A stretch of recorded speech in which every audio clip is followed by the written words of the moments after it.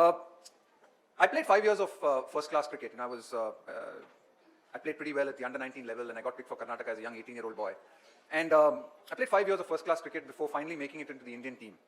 And I got into the team at 23, which, it is a touch-and-go age, because if you're not in the Indian team by the time you're 24, 25, especially in those days, you're considered pretty old, and you probably will never get picked again. So I was on the borderline case, and I had to sort of make it that particular year. And I was lucky enough to have a really good season, and I played for India, went to tour England. And there wasn't really much of a chance that I would actually play the test match at Lord's. It was the second test. And it was only because Sanjay Manjrekar actually got injured in the morning of the test match that I actually got an opportunity to play.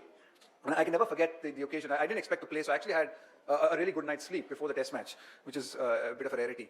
I was walking up the steps at Lord's after I'd done, given other people practice and hit a few catches to the other players. When Azharuddin was walking down for the toss, said, Rahul Dravid, you're playing. Rahul, you're playing. And, it was incredible. My first reaction was panic and fear, really, that, and sort of that sense of, wow, I finally got an opportunity to play. And I knew that my sleep for the next 4 days was absolutely ruined. There was no way, and it was not like that village in Andhra Pradesh that Rahul was living in where, they had all this noise. I was staying in a lovely hotel in London, which was really quiet and peaceful, but there was no way that I was ever going to get any sleep after that. And I got an opportunity to bat at Lord's that day, a few days later, and I was, obviously, and I got to 95 in my first test innings. I missed out on 100. And I walked back to the dressing room, and everyone was like, really disappointed for me, and a lot of the guys saying, bad luck, you missed out on 100. But actually, I was the happiest person in the world. I remember just sitting down and I was grin on my face, thinking, wow, I can play test cricket. I can succeed, and I can do this. So, I think that was a real life-changing moment for me, even though I got out on 95. A lot of today, I think, and a lot of the stories today, for me are about passion. And the passion in young people to be the change, to do something really different. I'd just like to share another story of someone I've had the privilege of playing with and getting to know over the last couple of years, who for me, I think signifies passion on the cricket field.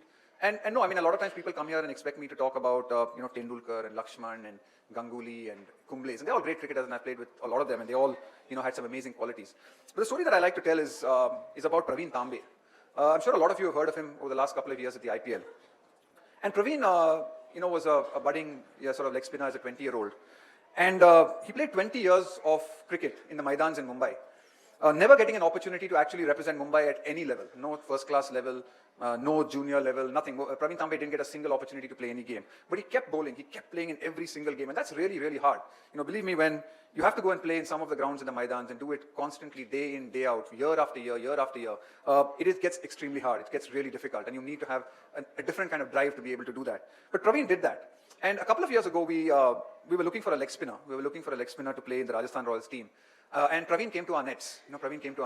And, I heard one of the younger guys actually say, who's this uncle who's come to our nets? And Praveen was 41 years old at that stage. He was 41 years old. And we decided to pick Praveen Tambe in our squad. I got a call the next day from our CEO saying, what are you doing? You've picked a 41-year-old guy. Are you crazy? We're the Rajasthan Royals. We're supposed to promote young players. And I said, no, there's something in this guy that me and the other coaches had seen, that we believed in. And for the whole IPL, for the next year and a bit, actually Praveen didn't get an opportunity to play in the team. Now, what was really fascinating for me was Praveen's attitude in that year and a half that he actually sat out and didn't get an opportunity to play in the 11. He spent all his time speaking to other players in the team. He would always go up to someone like a Brad Hodge or a Shane Watson or come up to someone like me and talk about his bowling. He spent hours and hours practicing. He would be the first to take the cricket ball at 41, the last to leave it. He would be at every single practice session, whether it was optional or not. He was there every single day. He was there at every single gym training session. Like Rahul said, he even tried to attempt the bleep test, not with much success, but he attempted it. And when he finally got the opportunity to play in the Champions League and became a great success, and then had another amazing year in the IPL, I think for me it was a phenomenal story. And when he won his first Man of the Match award, he actually came back into the dressing room and he was weeping. He was truly crying. And for me, that is passion. You hear about great stories and great people, but to play 20 years without no recognition, to just keep playing in gully cricket, in Maidan cricket, to still have the desire and the hunger to keep doing it again and again, to have the attitude to come into an environment that gives you the opportunity to learn and grow and improve, and to grab it with both hands as a 41-year-old was, I think, a great lesson of passion to so many of the young players who are 18, 19, 20, 21 in our team, looking out to make a career. And I think that for me was, probably one of the greatest lessons in.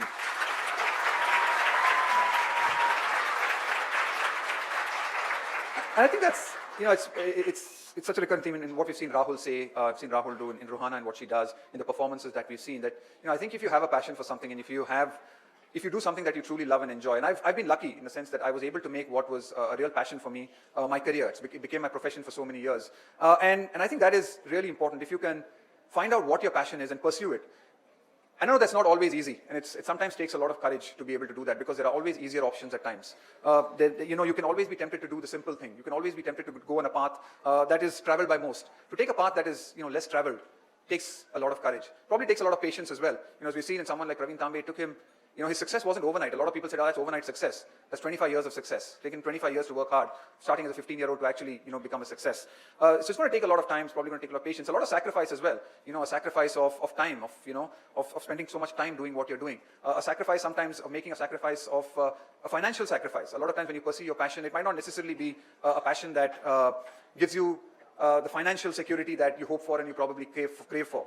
But if you want to make a difference, as we've seen so many of these kids do, and you see the kind of difference that they are making, I think you need to follow your passion and follow it in whatever you do. And I think that's the great thing about what I think a lot of the DFC has taught, well, I'm sure will teach a lot of these young kids. When they see what they have created and see what they've done, it's come through sheer passion of really enjoying what they do. And I hope that they will be able to pass on this message, as I'm sure their stories will, that if you really want to pursue something and you're really passionate about it, that's what you should look to pursue, because then you'll never have to work another day in your life.